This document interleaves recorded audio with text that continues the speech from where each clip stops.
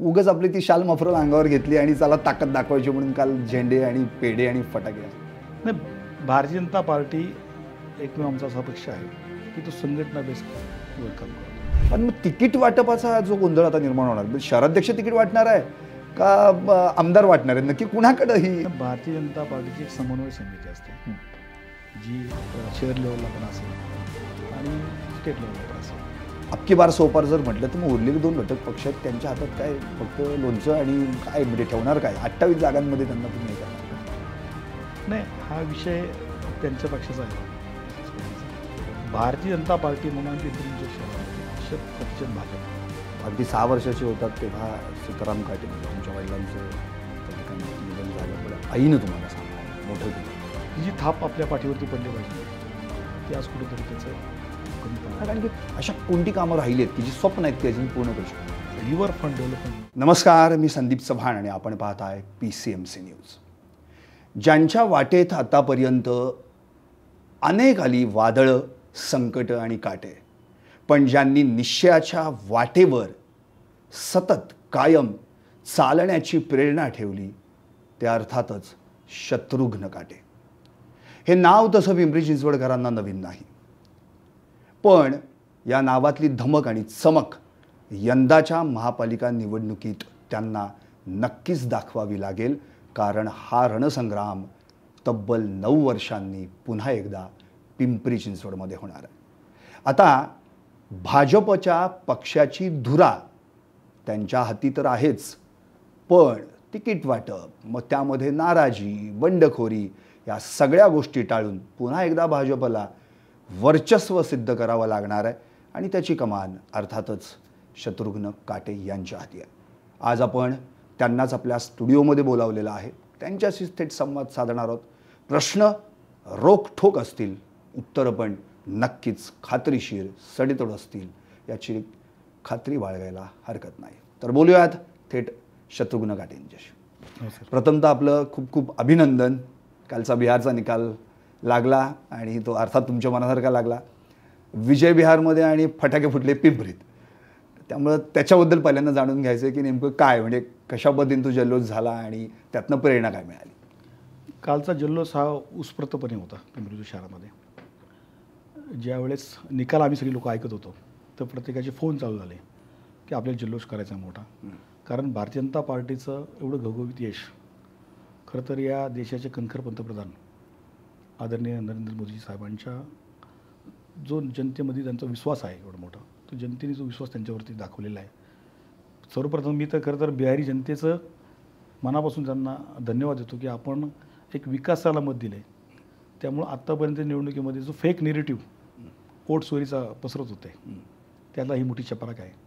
त्यामुळे पिंपरी चिंचवडचा विजय म्हणजे बिहारचा विजय जरी असला तरी तो पिंपरी चिंचवडचा विजय आहे, कारण याच्यामध्ये येणारी महानगरपालिका ही महानगरपालिकेची डोळ्यासमोर ठेवून निवडणूक आम्ही सामोरे जाणार आहोत.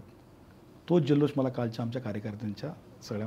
हा कालचं तुमचं स्टेटमेंट आहे की आमच्या सगळ्या कार्यकर्त्यांमध्ये तो जल्लोष संचारलेला आहे असं तुमचं वाक्य आहे. पण हे जे बिहारचं वारं जे आहे ती निवडणूक विधानसभेची, ही निवडणूक स्थानिक पातळीवरची, तर असं कुठे जॉईन होते असं वाटते का उगाच आपली ती शाल मफरल अंगावर घेतली आणि चला ताकद दाखवायची म्हणून काल झेंडे आणि पेढे आणि फटाके असं? नाही, भारतीय जनता पार्टी एकमेव आमचा असा पक्ष आहे की तो संघटना बेस्ड वर काम करतो. संघटना तळागाळापर्यंत पोचलेला आमचा पक्ष आहे.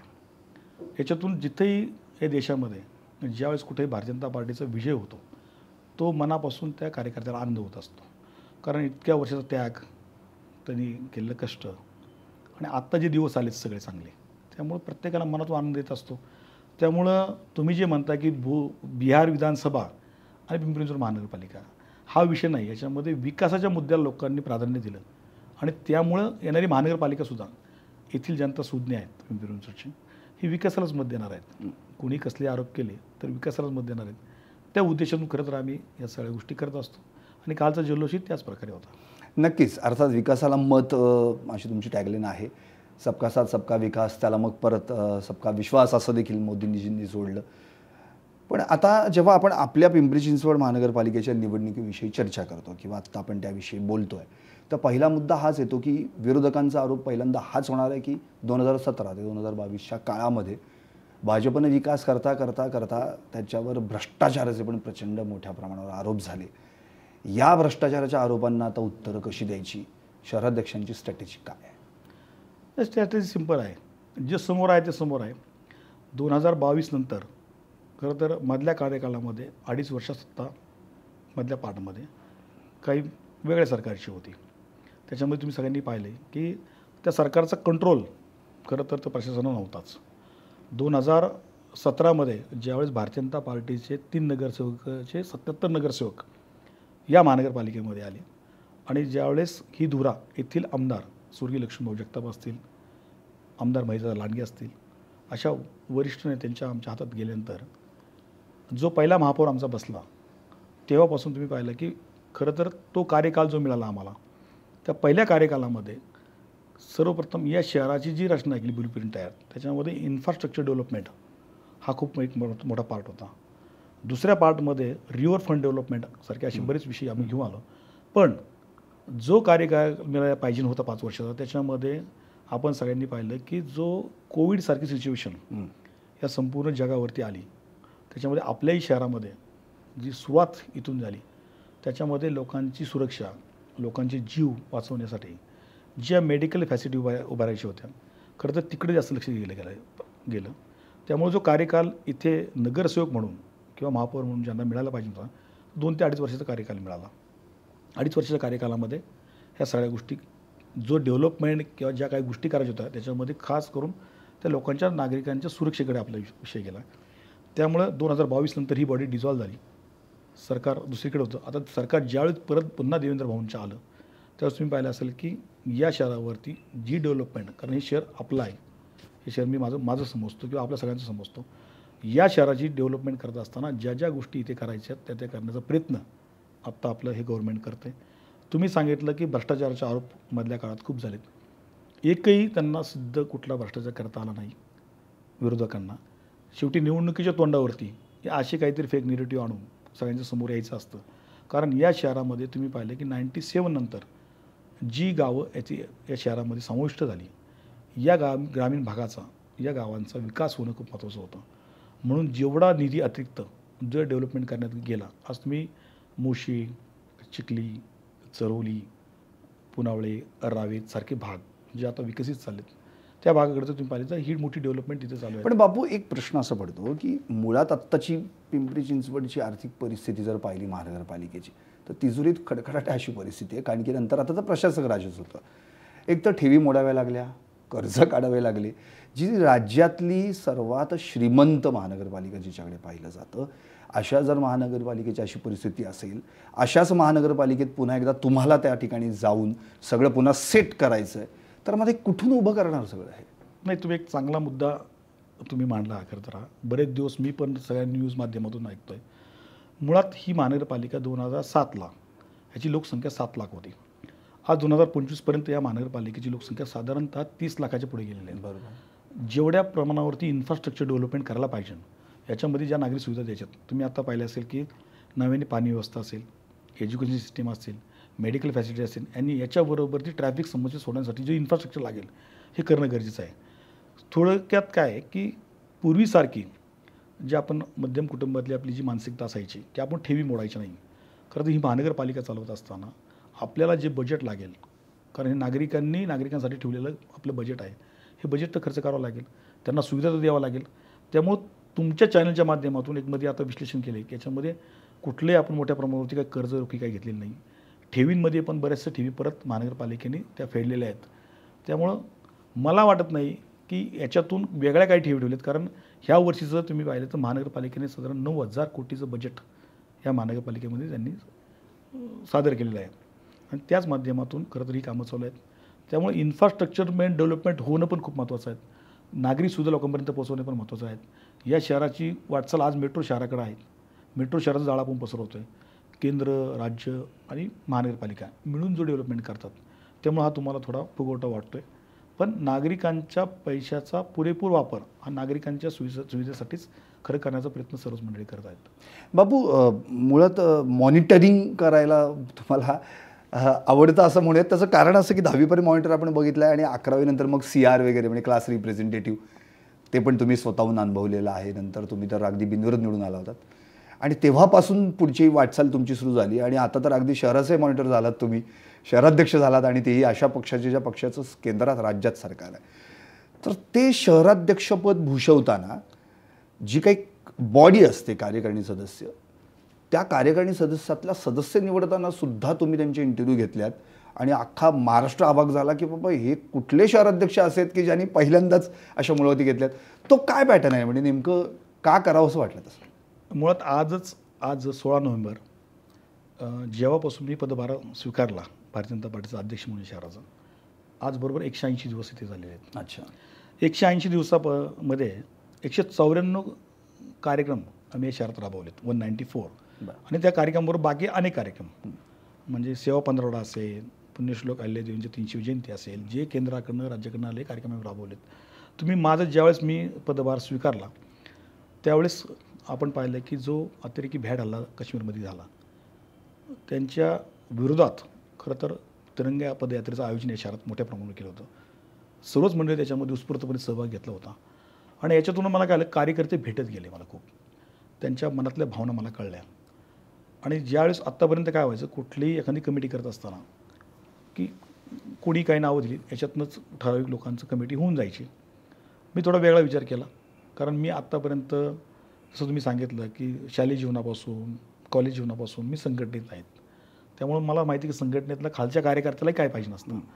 तर मुळामध्ये ही तर आमची भारतीय जनता पार्टी संघटना बेस पार्टी आहे. मी सर्वसामान्यांची मतं जाणून घेण्यासाठी ज्यावेळेस मला कार्यकारिणी करण्याला मला 2 महिने लागले. बरं. मी किमान 4 दिवस 289 जणांचा इंटरव्ह्यू मी स्वतः घेतला. बरं.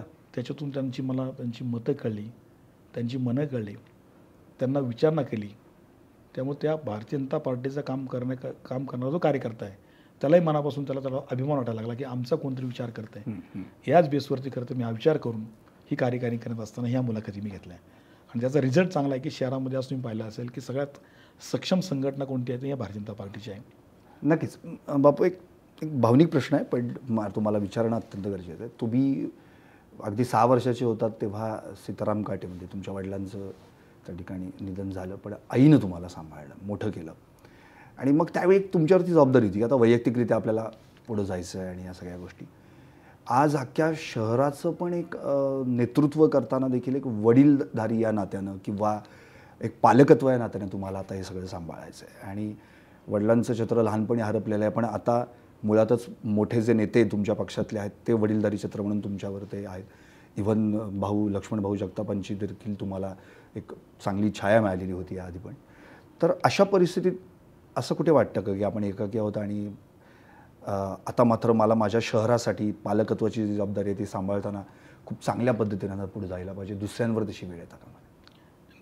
खरं तर माफ करा मला प्रश्न विचारायचा नव्हता, पण वडील असतं हे ज्यावेळेस ज्यांना आपल्याला हे दाखवायचं आहे की तुमचा मुलगा काहीतरी करतो आहे, ती जी थाप आपल्या पाठीवरती पडली पाहिजे ना, ती आज कुठंतरी त्याचं खूप कमीपणा. कारण की कुटुंबातून कोणीच आत्तापर्यंत तुमच्या आलं नाही राजकारणात. आईने पण खूप सांभाळ केला. हां ना. आणि मी एक सर्वसामान्य कुटुंबातून आलेलो आहे, ज्याची काही पार्श्वभूमी राजकारणाची नाही आहे. शेतकरी कुटुंबातून मी आलो. आईचं जेमतेम शिक्षण झालेलं आहे, तिने सगळं संसाराचा गाडा आमचा हाकलेला आहे. पण तीच तुम्हाला सांगितलं की खंत वाटते की एवढ्या पदावरती काम करत असताना जर वडील असते तर त्यांना किती अभिमान वाटला असता. ते तो मनाला कुठेतरी विचार चांगला भासत असतो. मग अशा वेळी आणि अशा वेळेस मग आता काय होतं की ज्यावेळेस काम करत असताना अनेक लोकांनी पण मला खूप पाठिंबा दिला. त्याचे माझे काही घरातले लोक आहेत, माझ्या गावातले आहेत, या शहरातून आहेत. जसं स्वर्गीय लक्ष्मण भाऊ जगताप हेही माझ्या पाठीशी चांगल्या प्रकारे उभे होते. आजही शहरातली चांगली मंडळी, जी मोठी मोठी मंडळी आहेत, ते मला सपोर्ट करतात. या राज्याचे आता मुख्यमंत्री देवेंद्र भाऊ सारखा एक मोठा कणखर माणूस, मग त्यांची तुमच्या पाठीवर थाप पडते. बावनकुळे साहेबांचे आहेत, रवींद्र चव्हाण साहेबांचे आहेत, आदरणीय गिरीश भाऊंचे. तिथे कुठेतरी जाणवत असेल ना की अरे हां आता इथे माझे वडील असायला. अशा वेळेस वाटतं की त्या गोष्टी, पण आता ज्या गोष्टी आपल्याला होत नाही, ज्या आपल्या हातात नाही त्याला पण शक्यतो वडील असते तर त्यांना मी तुम्हाला सांगितलं की आणखीन त्यांना अभिमान वाटला असतं की माझा मुलगा तिथपर्यंत आहे. नक्कीच. मी याच्यातनं तुम्हाला बाहेर काढतो. मला आता आणखी असा एक प्रश्न विचारायचा की मुळात एकतर जी आत्ता जबाबदारी आहे म्हणजे शहराध्यक्षपद मिळणं, म्हणजे मला आठवतं आहे 2014 पासून जेव्हा मोदी सरकार आपल्या देशात आलं तेव्हापासून पिंपरी चिंचवडच्या भूमिपुत्रांनाच शहराध्यक्षपदाचा मान मिळाला आहे. म्हणजे अगदी लक्ष्मण भाऊ असतील, अगदी शंकर जगताप असतील, आता तुम्ही आहात, अगदी बरेच आत्तापर्यंत ते पाहिले तर एक भूमिपुत्रांना बाबा ज्यांची पिंपरी चिंचवडमध्ये आत्तापर्यंत ज्या घराण्यांनी त्यासाठी आपलं आयुष्य वेचलेलं आहे, तर अशा वेळी त्यात तुमची निवड होणं आणि मग मात्र त्या पदासाठी आणि ती पदाची गरिमा राखण्यासाठी प्रयत्न करणं हे निश्चितच एक उत्तम काम आहे. पण आता हे करताना एक तारेवरची कसरत पण आहे. कारण की असे बरेच आहेत जे नाराज आहेत, त्या पदासाठी इच्छुक होते, त्यांना पण तो त्रास त्यांचा सहन करायचा आहे. आणि आता प्रश्न आहे तिकीट वाटपाचा, की अरे एक काळ असा मध्ये येऊन गेला की विधानसभेला तुम्ही पण शड्डू ठोकलात की आता मी पण उभा राहणार आणि समोर तर लक्ष्मणराव जगतापांचे बंधू शंकर जगताप आणि आता करायचं काय, मोठा पेच प्रसंग भाजपसमोर निर्माण झाला. पण अशावेळी अर्थातच तुम्ही पक्षाचा शब्द महत्त्वाचा मानलात आणि तुम्हाला शहराध्यक्षपदाची माळ तुमच्या गळ्यात पडली. ठीक आहे, तिकडे शंकर भाऊ आता निवडणूक प्रमुख पण झालेत, तुम्ही शहराध्यक्ष. पण मग तिकीट वाटपाचा जो गोंधळ आता निर्माण होणार, शहराध्यक्ष तिकीट वाटणार आहे का आमदार वाटणार आहे, नक्की कुणाकडं ही आता गणित आहे? भारतीय जनता पार्टीची एक समन्वय समिती असते जी शहर लेवलला पण असेल आणि स्टेट लेवलला पण असेल. कारण आम्ही संघटनेत काम करणे लोक आहोत. अध्यक्ष म्हणून ज्यावेळी जबाबदारी मी करतो त्यावेळेस आता नव्याने निवडणूक प्रमुख शंकर शेठ जगताप झालेत, महेशदादा आहेत, काही आणखीन 2 आमदार अमितजी गोरखे आहेत, उमाताई आहेत. आमची एक कोर कमिटी पण आहे याच्यामध्ये. ज्यावेळेस आम्ही आता काय करतो की इलेक्टिव्ह मेरिट ज्याच्याकडे आहे, जो निवडणूक जिंकण्याची कॅपॅसिटी ज्याच्याकडे आहे, विनिंग कॅन्डिडेटमध्ये अशा लोकांना पर्यंत प्राधान्य देतो आहे. पण त्याच्याबरोबर ज्या लोकांना संघटनेमध्ये किंवा पक्षामध्ये खूप वर्ष काम केलेत यांनाही न्याय द्यायचा प्रयत्न आम्ही करतो आहे. की जिथे प्रभागामध्ये जो सक्षम असेल त्याच्याबरोबर जो आपला भारतीय जनता पार्टीचा पूर्वीचा जो आहे, जो कार्यकर्ता आहे, त्याला न्याय द्यायची भूमिका मी करतो आहे. तुम्ही जो प्रश्न विचारला की याच्यामध्ये खूप तारेवरची कसरत आहे, नक्कीच तारेवरची कसरत आहेत. आम्ही सर्वच मंडळी करतो एक आहोत. आमच्या मनामध्ये कोणामध्ये काही गटबाजी तुम्ही मेळावा म्हणजे नुसती मिटिंग घेतली तर मेळावा झाला. तर अशातूनच आता तुम्हाला म्हणतो की आम्ही भारतीय जनता पार्टी म्हणून एक आहोत. सगळे तिकीट यंत्रणा ही सगळे मिळून संघटना म्हणून राबवणार आहोत आम्ही. त्यामुळे हे कुणी मनामध्ये याच्यामध्ये काय येणार नाही की मी याच्याकडे गेलो तर तिकीट मिळेल, मी त्याच्याकडे गेलो तिकीट मिळेल. ज्याची कॅपॅसिटी असेल त्याला तिकीट मिळत आहे. बरं, आता आरक्षण सोडत जाहीर झाली 11 तारखेला, कार्यक्रम पण आपण पाहिला. त्यावेळी अनेक माजी नगरसेवक इच्छुकांच्या मला मुलाखती घ्यायची संधी मिळाली. जी कोणी भाजपचं दिसलं त्या पायऱ्यांवर उतरतानाच अगदी हसत खेळत अगदी म्हणजे झालं आता आपलं बाबा आरक्षण सुटलं. पण या प्रत्येकाच्या मुखात एकच वाक्य होतं की यंदा भाजप स्वबळावर लढणार, अबकी बार 100 पार वगैरे असं तसं. एक तर मुळात जागा 128. अबकी बार 100 पार जर म्हटलं तर मग उरलेले 2 घटक पक्ष आहेत, त्यांच्या हातात काय फक्त लोणचं आणि काय म्हणजे ठेवणार काय? 28 जागांमध्ये त्यांना तुम्ही हे करणार का? नाही, हा विषय त्यांच्या पक्षाचा आहे बघ सगळ्यांचा. भारतीय जनता पार्टी म्हणून आम्ही पिंपरी चिंचवड शहरामध्ये 100% भाजप या उद्देशानेच आम्ही काम करतो आहे. मी तुम्हाला पहिलेच सांगितलं की ज्या वेळेस आम्ही संघटना बांधत असताना या शहरामध्ये 3 लाख सदस्य नोंदणीचा टप्पा आम्ही पार केलेला आहे. त्यामुळे आमची प्रत्येक प्रभागामध्ये आमची ताकद आहे आणि जो वोटर आहे तो भारतीय जनता पार्टीबरोबर आहे. तर त्यांना विश्वास आहे की फ्युचरमध्ये जरी काय चांगलं करू शकतो तर भारतीय जनता पार्टी करू शकते. आणि आमच्याकडं प्रत्येक प्रभागामध्ये सक्षम उमेदवार आहेत, तेवढे ताकदीचे आहेत. म्हणून ह्या बेसवरच आम्ही सांगतो की अबकी बार 100 पार. तुम्ही विचारला प्रश्न की समोरच्यांचं काय, शेवटी समोरचे जे काय करतील ते त्यांचं स्किल असेल. त्यांचं तर चालूच झालंय ना, काका पुतणे एकत्र येण्यासाठी. आता बिरबलाची खिचडी आहे ती शिजली न शिजली, पण ते चालू झाले त्यांचं आता. आणि मग तसं झालं तर मग काय करणार? म्हणजे तुमच्या सोयीचंच झालं, म्हणजे मुळात बरं झालं, चला नाहीतरी 100 पावर लढायचं होतं असं म्हणायचं का? शेवटी हा निर्णय आमच्या वरिष्ठ पातळीवरती घेतील. महानगरपालिकेमध्ये तर आम्ही 16चा नारा दिलेला आहे. आम्ही आमचं लढत असताना आम्ही त्या तयारीच आम्ही सगळं करतोय. पण शेवटी आता येणारी महानगरपालिकेची निवडणूक अजून वेळ आहे त्याला. पण समजा एकत्र लढायचं ठरलं महायुती, तर मग सीट शेअरिंग कसं होणार? सीट शेअरिंगसाठी आमचा एक अजेंडा वेगळा असेल, तो योग्य वेळ आल्यानंतर आम्ही सांगू. अच्छा, पण म्हणजे 100 पार म्हणताय आणि अजेंडा पण वेगळा, म्हणजे मला आता महानगरपालिकेच्या जागा वाढवाव्या लागतील असा प्रश्न पडलेला नाही. मी तुम्हाला पहिले सांगतो की महानगरपालिकेमध्ये आम्ही स्वबळावरतीच लढतोय आणि लढणार तर आहोत. यदा कदाचित जर काय वरिष्ठ पातळीवर वेगळा काय निर्णय झाला त्यावेळेस आपण सामोरं जाऊ. आम्ही ज्या बेसवरती बोलतोय की ज्यावेळेस स्वबळावरती आम्ही लढणार तर आम्ही सांगणार की 100% 100 पार आम्ही करणार आणि या पिंपरी चिंचवड महानगरपालिकेमध्ये दुसऱ्यांदा हा भारतीय जनता पार्टीचाच महापौर बसणार. अच्छा, मुळात आता म्हणजे आता ते काका पुतणे एकत्र येतील, तो नंतर येतील न येतील तो विषय त्यांचा आहे. पण अर्थातच मला असं म्हणायचं की भाजपला शह द्यायचा असेल किंवा भाजपला कुठेतरी खाली खेचायचं असेल तर या दोघांना एकत्र यावं असं राष्ट्रवादीच्या कार्यकर्त्यांची भावना तरी आता दिसते. त्यांचे शहराध्यक्षसुद्धा तसं रान पेटवायचा प्रयत्न करतायत. पण मग या संदर्भात तुमच्याशी काही चर्चा झाली आहे का? नाही, या संदर्भात आमच्याशी काही चर्चा झालेली नाही आहे. मुळात त्यांची चर्चा वेगळी आहे, आमची चर्चा वेगळी आहे. बरं. आम्ही आमचं भारतीय जनता पार्टी म्हणून आम्ही सगळेजण काम करतो आहे. या शहरामध्ये 4ही आमदार तेवढ्याच ताकदीने काम करतात.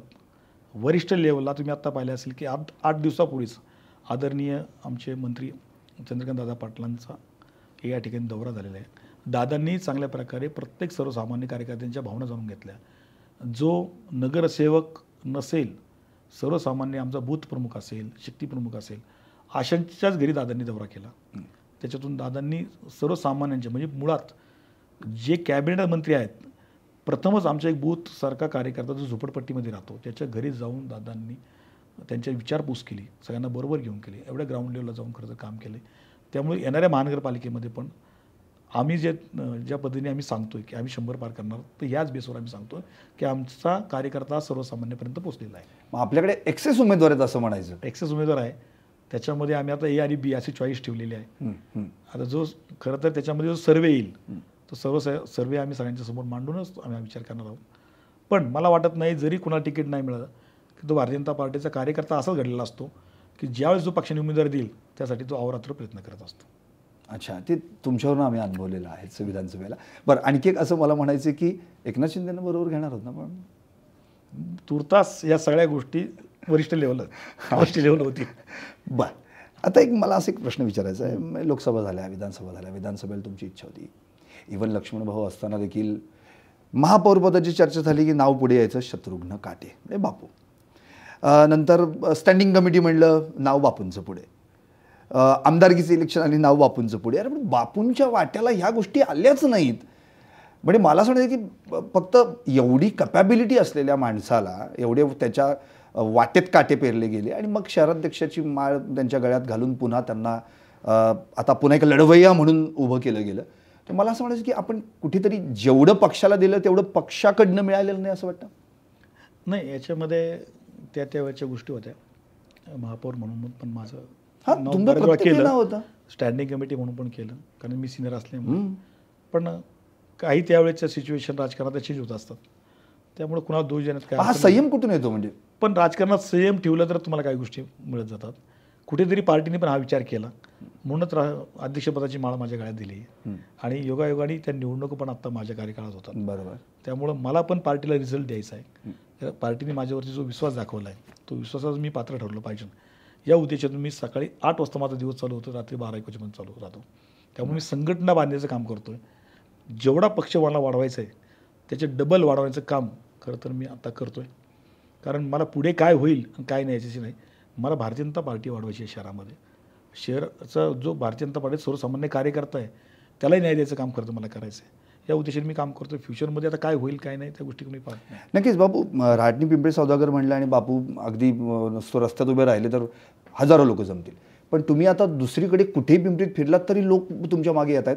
तर हे काय म्हणजे हे कसं जमवलं? हे तुम्ही हे गणित कसं तयार केलं? नाही, आपण स्वतः ग्राउंडवर असेल ना तर मग काय वाटत नाही. एक शहराध्यक्ष म्हणून आपल्या बाजूला एक आपला ब्रँड आहे, पण तो बाजूला ठेवून जर लोकांमध्ये गेलो आपण, आणि ते पण फॉर्मल लुकमध्ये, म्हणजे असं पण नाही की बाबा काहीतरी मोठा एखादा नेता आला असं काही वाटत पण नाही.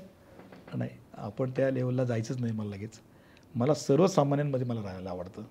कारण माझा जो बेस आहे पहिल्यापासून, म्हणजे आज पिंपळे सौदागरमध्ये पाहिलं असेल की पिंपळे सौदागर पहिली डेव्हलपमेंट असं करून दाखवलं की शहराला, आज शहरामध्ये पिंपळे सौदागरचं नाव घेतलं तर वेगळं समजतं. एक रोडमॅप तुम्ही तयार करून, एक रोडमॅप केला. त्याच्यामध्ये जे इन्फ्रास्ट्रक्चर डेव्हलपमेंट करतो, बेसिक ॲम्युनिटीज आहेत त्या रोडवर द्यायचा प्रयत्न केला. तो लोकांना पहिल्यांदा दाखवल्यात.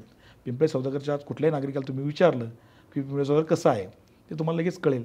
तुम्ही आज गुगलवर जरी तुम्ही सर्च केलं, गुगल तुम्ही मॅपवर जरी पाहिलं तर तुम्हाला एकदम त्याची रचना खूप चांगली दिसते. तुम्हाला एक विदेशात गेल्यासारखा फील त्या पिंपळे सौदागरमध्ये होता. त्याच पद्धतीने मी शहरात फिरत असताना लोकांच्या, नागरिकांच्या अडीअडचणी ऐकतो, त्यांना आपलंसं करून घ्यायचा प्रयत्न करतो. म्हणून तशी म्हटलं की मी जिथे जातो तिथे लोकांची गर्दी जमा होते. त्याचं कारण ते आहे की मी सगळ्यांच्या समोर असतो आणि मला तुम्ही कुठेही घेऊन चला, मी सर्वसामान्यांच्या घरी जात असतो. बरं बापू, तुम्ही 3 टर्म या महानगरपालिकेमध्ये काम केले, अगदी पहिल्यापासून म्हणजे अगदी पिंपरी चिंचवड आणि तुमचं नातं आहे काय तसं नवं नाही आहे. आत्ता 2017 पासून जी 22 पर्यंतची टर्म होती आपल्या तुमच्या पक्षाची, त्यात बरीचशी कामं देखील झाली. अगदी म्हणजे तो जी स्वच्छता अभियान जे राबवलेली जी स्पर्धा होती, त्या स्पर्धेमध्ये तर पिंपरी चिंचवडचा राज्यात पहिला, देशात 7वा क्रमांक, कारण खूप चांगल्या पद्धतीने काम केलं. स्मार्ट सिटी असेल तर अजून असं काय वाटते का राहून की अरे ही कामं झाली नाहीत आणि आता या टर्मला ती पूर्ण करायची, अशा कोणती कामं राहिली आहेत की जी स्वप्न आहेत ती अजून पूर्ण करू शकलो नाही? त्याच्यातून तुम्ही पहा, सगळ्यात मेन जो शहराचा गाभा आहे आपण ज्याला म्हणतो भूमिका, की या शहरामधलं जे आपल्याकडं आपली नदी ज्या वाहतात त्याच्यामध्ये रिव्हर फ्रंट डेव्हलपमेंट होणं खूप गरजेचं आहे. मुळा आहे, पवना आहे, इंद्रायणी आहे, तिन्ही नद्या आपल्या शहरातून जातात आणि या शहरातल्या ज्या रिव्हर फ्रंट डेव्हलपमेंट नंतर तुम्ही या शहराचा चेहरामोहरा पहा. त्यामुळं माझं तर पहिलं स्वप्न असं, ज्यावेळेस भारतीय जनता पार्टी यावेळेस सत्तेत येईल, येणार तर आहेच, त्यावेळेस पहिला आमचा प्रोजेक्ट असेल तर रिव्हर फ्रंट डेव्हलपमेंट. त्याच्यामध्ये जे आपले वृक्षप्रेमी आहेत त्यांना बरोबर घेऊन खरं तर हे सगळं करत असतात. बरोबर. तिन्ही पर्यावरण तर रिव्हर फ्रंट डेव्हलपमेंट करणार आहेत. हे मेट्रो शहराचं जाळं याच्या शहरामध्ये कसं आणखी एकदा वाढेल याच्याकडे आम्ही पाहणार आहोत. कारण तुम्ही पाहिलं की शहरामध्ये आता सगळ्यात जास्त समस्या आहे तुमची ट्रॅफिकची होत चालली. बरोबर. फ्युचरमधलं हे शहर 30 लाख लोकसंख्येचं आत्तापर्यंत झाले शहर येणाऱ्या 5 वर्षांमध्ये किती नागरीकरण होऊ शकतं याचाही पूर्ण एक ब्ल्यू प्रिंट आपल्याकडे असली पाहिजे. कारण शहराच्या नागरी सुविधा देणं शहर कधी चांगलं राहण्यायोग्य होतं की या शहराचं पूर्ण डेव्हलपमेंट जो प्लॅन तो खूप चांगल्या प्रकारे जर डेव्हलप केला. कारण मुळातच हे पिंपरी चिंचवड शहर हे खेड्यांचं शहर, शहराचं आज मेट्रो शहर होत चाललेलं आहे. त्यामुळे याचा प्लॅन होणं खूप महत्त्वाचं आहे. तर पूर्ण आमचं रोड मॅप, ब्ल्यू प्रिंट या पद्धतीने आम्ही सगळं करणार आहोत. म्हणजे आधी रिव्हर फ्रंट डेव्हलपमेंट, नंतर ट्रॅफिक आहे, आणखी असा कोणता याच्यामध्ये आणखीन एक भविष्यातला सगळ्यात मोठा मुद्दा मेन म्हणजे पाणी व्यवस्था. तुम्ही आता पाहिलं की आपण आंध्रा धरणातनं डॅममधनं फक्त आपल्याला 100 MLD पाणी मिळेल. बरोबर. भामा आस्केडचं अजून आपल्याला पूर्ण पाणी आपण घेऊ कवर करू शकलो नाही. साधारण त्या प्रोसेसमध्ये आहे ती पाणी. कारण त्याच्यामध्ये लँड ॲक्विशनचा एक पार्ट राहिला होता, जो चिखली आहे, जो आपला फिल्ट्रेशन प्लांट आहे त्याच्यामध्ये तो एक पार्ट राहिलेला आहे. शहराची गरज ओळखून फ्युचरमध्ये जे आपल्याकडं मुळशीमधलं टाटा डॅम आहे, अजून रिसोर्सेस आपल्याला करावं लागतील. रिसायकलिंग पाणी यूज कसं करता येईल ते पाहावं लागेल. कारण हे शहर जर उद्या 60 लाख लोकसंख्येचं शहर झालं तर शहराला लागणारी सगळ्यात मूलभूत गरज म्हणजे पाणी. त्या व्यवस्थेवरती पहिलं काम करावं आता आम्ही लागणार आहे त्याच्यामध्ये. कारण मेन जो पाय आहे तुम्हाला पाणी देता आलं पाहिजे. पाणीनंतर इन्फ्रास्ट्रक्चर आपण कसंही देऊ शकतो, पण पाणी द्यायचं काम आम्ही आता आहे शहरामध्ये पूर्ण प्रायोरिटी आम्ही ते घेणार आहे. रिव्हर फ्रंट आहे, लोकांचं आरोग्य कसं राहील मेन म्हणजे या आरोग्याच्या याच्यामध्ये आपण तुम्ही पाहिलं की 4 हॉस्पिटल्स आपण चांगले केलेत. त्याच्यामध्ये मेडिकल फॅसिलिटी कशी देऊ शकतो, काही ठिकाणी आम्ही इन्शुरन्स पॉलिसी आणू शकतो का, काही कुटुंबाला त्याचा लाभ देऊ शकतो का, असे काही आमच्यामध्ये आता अजेंडे आहेत. 5व्या पार्टमध्ये एज्युकेशन सिस्टीम आपल्याला वेगळी करायची पिंपरी चिंचवड शहरामध्ये. तुम्ही पाहिलं की या महानगरपालिकेमध्ये आत्तापर्यंत 118 स्कूल आपल्या आहेत, इन्फ्रास्ट्रक्चर उभे आहेत.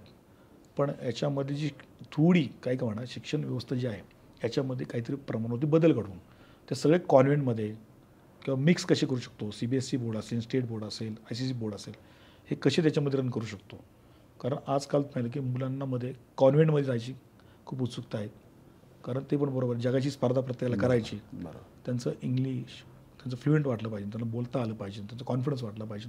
ह्या सगळ्या स्कूलमधून काही गोष्टी घडल्या पाहिजे, तर तिकडे पण आम्ही एक फोकस करतो आहे. बापू, अनेक इच्छुकांची आता म्हणजे भाजपमध्येच जायचं आणि भाजपकडनंच उमेदवारी पाहिजे असं आहे आणि त्यामुळे आता इन्कमिंग वेळ आता तर पुढे तिकीट वाटप होईल, तर त्यांच्यासाठी काही स्पेस आहे का नाही, काय ठेवलं आहे का नाही स्पेस त्यांच्यासाठी?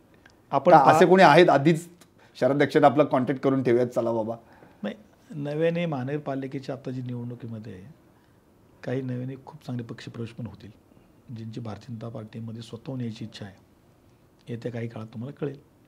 जसं 2017ला तुमच्याकडे आले होते. नाही असं नाही आहे. जे आहेत इच्छुक त्यांची मनापासून भावना आहे की आम्हाला भारतीय जनता पार्टीतून लढायची. त्यामुळं आम्ही घेताना तो प्रदेशाला कळवतो आहे. त्यामुळे येणाऱ्या काळामध्ये सगळ्याच गोष्टी आता तुमच्यासमोर सांगणं बरोबर नाही, पण येत्या 10 ते 15 दिवसामध्ये बरेच प्रवेश होतील. बरं, आता एक 2 शेवटचे प्रश्न. आत्ता जे आरक्षण पडलं त्या आरक्षणामुळे खरं म्हणजे अनेक जणांची गोची झाली आहे. त्यामध्ये भाजपचे पण अनेक माजी नगरसेवक आहेत, त्यांच्या प्रभागात आरक्षण पडल्यानं आता करायचं काय प्रश्न पडला आहे. तर हा डॅमेज कंट्रोल कसं करणार तुम्ही? नाही, तिथे थोडं बॅलन्स करावं लागतील काही ठिकाणी. पारदर्शकप्रमाणे खरं तर ड्रॉ झालेला आहे आणि मला वाटतं की भारतीय जनता पार्टीला अनुकूल अशा पद्धतीचं आरक्षण प्रत्येक ठिकाणी आहे. हा आरोप आहे का कसं, म्हणजे लोकांचा तर आरोप असाच आहे की अनुकूल आहे भाजपसाठी म्हणून? नाही, मुळातच अनुकूल आहे. म्हणजे ते काय आम्ही कोणी ठरवून केलेलं नाही आहे. पारदर्शकप्रमाणे आरक्षण सोडत झालेले आहे हे सगळ्या नागरिकांच्या तिकडे बिहारमध्ये निवडून येऊन सुद्धा म्हणतात ना राहुल गांधी की बाबा हे काय असं निवडणूक आयोगाच्या मदतीनं बिहारची निवडणूक महाराष्ट्रासारखी चोरली असं म्हणतात. राहुल गांधीला कोण जास्त मला वाटतं त्यांना कोण सिरियस घेत नाहीत, कारण त्यांनी जो फेक नेरेटिव्ह पसरवायचं काम केलं बिहारमध्ये. आज काँग्रेसची जागेची अवस्था पाहिली, त्यांनी मुळात त्यांच्या संघटनेकडे लक्ष दिलं पाहिजे. आता ह्या फेक नेरेटिव्ह त्यांनी सोडून दिलं पाहिजे की मुळात आपल्याबरोबर वोटर का येत नाही याचा त्यांनी अभ्यास करायला पाहिजे आणि मग तिकडे लक्ष दिलं पाहिजे. विनाकारण सत्तेतल्या माणसांवरती आरोप करायचे आणि आपली दुकानदारी वाढवायची, त्याच्यातनं होणार नाही. या महानगरपालिकेचं पण तुम्हाला सांगतो की भारतीय जनता पार्टी ही ज्या मुद्द्यावरती आम्ही लोकांच्या समोर जाणार आहे तो सर्वप्रथम आमचा मुद्दा म्हणजे विकासाचा मुद्दा. याच्यामध्ये कुठलाही मुद्दा आमच्या डोळ्यासमोर नसेल. येथील नागरिकांचं जीवनमान कसं उंचवेल याच्याकडे भारतीय जनता पार्टी पाहणार आहे. त्यामुळे कोण काय फेक नेगेटिव्ह पसरवतं आहे, कोण वोटचोरीचा मुद्दा घेतं आहे याच्याकडे आम्ही लक्ष देत नाही. बरं, डॅमेज कंट्रोलच्या संदर्भात काय? डॅमेज कंट्रोलमध्ये जिथे जिथे आम्हाला वाटतं आहे की तो सक्षम आहे पण त्याला जागा उपलब्ध नाही आहे तर आम्ही त्याला कुठे पुढच्या कमिटीमध्ये घेऊ शकतो. कुठेतरी त्यांना जी महामंडळं आहेत कुणाला कुठेतरी डॅमेज कंट्रोल आम्ही करायचा प्रयत्न करतो आहे. हां, पण जिथं त्यांना उभं राहता येणार नाही पण जिची ताकद आहे पण त्यांच्या मार्गदर्शनाखाली तो प्रभाग त्यांनी ताकदीने निवडून आणला पाहिजे. ज्या पद्धतीने आम्ही करतो आहे. जिथे आम्हाला माहिती आहे की काहींना जागाच नाही आहे त्या जागा कुठेतरी भरून द्यायचं काम आम्ही करणार आहोत. नक्कीच बाबू, शेवटचाच प्रश्न आता. म्हणजे मुळात एकतर आता तिकीट वाटप आणि मग तेव्हा ते आणखी गरमागरमी वाढेल वगैरे या सगळ्या गोष्टी होतील. पण आत्ता एक अशी तर स्ट्रॅटेजी नाही आहे ना, आता स्वभावाचा नारा द्यायचा, सगळ्यांनी स्वभाव लढायचं. आता लढू आणि मग नंतर बघू. पुन्हा आपलं महायुती तर राज्यात टिकवायचे बाबा आपल्याला, त्यामुळे पुन्हा एकत्र यायचे. मग अशा वेळी आधीच ठरलं आहे का हा प्लॅनिंग आहे की बाबा महापौर तर आपलाच बसवाय तर मग आत्ता तर स्वभाव लढूया, मैत्रीपूर्ण लढती करूया आणि मग बघूया? असं नाही आहे काय ठरलेलं. जे आहे मी तुम्हाला पहिलेच सांगितलं की भारतीय जनता पार्टी ही स्वभावाची पिंपरी चिंचवड शहरामध्ये लढती आहे. या दृष्टिकोनातून आम्ही सगळं काम करतो आहे आणि भारतीय जनता पार्टीची ताकद पण तेवढी इथेच आहे. आता तुम्ही आज पाहिलं असेल शहरामध्ये जे वातावरण आहे ते फक्त भारतीय जनता पार्टीकडेच आहेत. सगळ्यात जास्त इच्छुकीची संख्या ही भारतीय जनता पार्टीकडे आहे. सगळ्यात जास्त कॅपेबल नगरसेवक भारतीय जनता पार्टीकडे आहेत. सगळ्यात मोठी संघटनाही आमची या भारतीय जनता पार्टीकडे आहेत. सगळ्यात मोठी जास्त सदस्य संख्या असलेली पार्टी म्हणजे आमचीच आहे. तुम्हाला कुबडीची गरज नाही असं म्हणतं? असं आम्हाला तर वाटत नाही आहे. पण तुम्हाला म्हणजे एक प्रसंग सांगतो आणि आता शेवट करू आपण, की मुळातच कसं आहे, एखाद्याचा ॲक्सिडेंट झाला ना तर त्याला चालता येत नाही, मग तो कोंबड्यांचा वापर करतो. जेव्हा त्याला थोडंसं चालायला येतं ना आणि आता वाटतं त्याला मी परफेक्ट आहे, तेव्हा तो सहज कोंबडी फेकून देतो. पण ज्या कोंबडीच्या जोरावर जेव्हा तो अडचणीत होता तेव्हा चालला होता तेव्हा मग तो त्या कोंबडीचा आधार घेतला होता. त्यामुळे आता इतर दोन पक्षांना टाकून भाजपनं पुन्हा एकदा स्वभावाचा नारा द्यायचा आणि आता आम्हाला तुमची गरज नाही असं जर वागत राहील तर मग नाही, असं नाही आहे आणि हा आम्हाला कॉन्फिडन्स पण नाही आहे आणि आम्ही मीपणात पण जात नाही. ओव्हर कॉन्फिडन्स तर बिलकुल नाही आहे. ओव्हर कॉन्फिडन्स तर बिलकुल नाही. आम्ही ग्राउंड लेवलला जे काम करतो आहे ज्या पद्धतीने सर्वसामान्यांपर्यंत गेलो पाहिजे, मी तुम्हाला पहिलेच सांगतो त्या पद्धतीने भारतीय जनता पार्टी काम करते. कुणाला बाजूला ठेवून काम करायचं काय आमचा संबंध नाही आहे, कारण राज्यामध्ये महायुती सरकार आहे आणि आम्ही कुणा आरोपही करत नाही. आम्ही ज्यावेळेस निवडणूक लढणार आहे मी तुम्हाला पहिल्यापासून सांगतो की निवडणूक पण आम्ही ज्यावेळेस समोर घेऊन समोर उतरू, समोरचे काय आरोप करतील ह्यांच्याकडे आम्ही लक्ष देत नाही. प्रत्युत्तर तर करावंच लागेल. आम्ही प्रत्युत्तर आमच्या कामातून देतो आहे, आम्ही विकासातून देतो आहे. आमचे विचार काय आहेत, आम्ही शहरावरची आमची पुढची ब्ल्यू प्रिंट काय आहे याच्याबद्दल आम्ही बोलणार आहोत. समोरच्यांनी आरोप काय करायचे याच्याकडे आम्ही पाहत नाही. तुम्ही जर पहिलेच सांगितलं की बऱ्याच ठिकाणी भ्रष्टाचाराचे आरोप होतात. आता हे असं काहीतरी निवडणुकीच्या कार्यकाळामध्ये होत असतं. हे सिद्ध करू शकत नाही कुठं भ्रष्टाचार, फक्त ते निवडणुकीच्या कार्यकाळात बोलणार. आम्ही त्याच्याकडे दुर्लक्ष करून लोकांचे प्रश्न काय आहेत, लोकांना काय हवं आहे इकडेच आम्ही पाहणार आहोत. एकंदरीत बापू खूप छान वाटलं, खूप चांगल्या पद्धतीने तुम्ही मोकळेपणानं संवाद साधला. तुम्हाला खूप खूप शुभेच्छा. मुळात शहराध्यक्ष पद म्हणजे तारेवरची कसरत हे तर तुम्ही मान्य केलेलंच आहे, पण आता त्याच माध्यमातून वाट काढायची आहे तुम्हाला, वाटेतले काटे दूर करायचे आहेत आणि शत्रुघ्न काटे हे नाव पुन्हा एकदा ती चमक दाखवायची आहे. धमक तर तुमच्यात आहेच ऑलरेडी. तुम्हाला शुभेच्छा, तुमच्या पक्षाला देखील शुभेच्छा. बिहारचा जो विजय झाला आणि त्याचे पेढे इथे वाटले गेले तसेच पेढे पिंपरी चिंचवडच्या देखील निवडणुकीनंतर वाटल्याची संधी मिळावी अशी शुभेच्छा व्यक्त करतो. अर्थातच आपण गप्पा मारल्या ते भाजपचे शहराध्यक्ष बापू अर्थात शत्रुघ्न काटे यांच्याशी. अर्थात आपण सगळ्या शहराध्यक्षांशी या ठिकाणी संवाद साधणार आहोत, त्यांच्या पक्षाची स्ट्रॅटेजी जाणून घेणार आहोत. पण आज प्रत्यक्ष भाजप पक्षाचे शहराध्यक्ष शत्रुघ्न काठे यांनी हे स्पष्ट केलं आहे की काही होऊ देत, यंदाच्या निवडणुकीत स्वबळावर लढण्याचा आम्ही नारा दिलाच आहे, पण अबकी बार 100 पार आणि महापौर देखील आमचाच असेल. पाहत राहा PCMC न्यूज.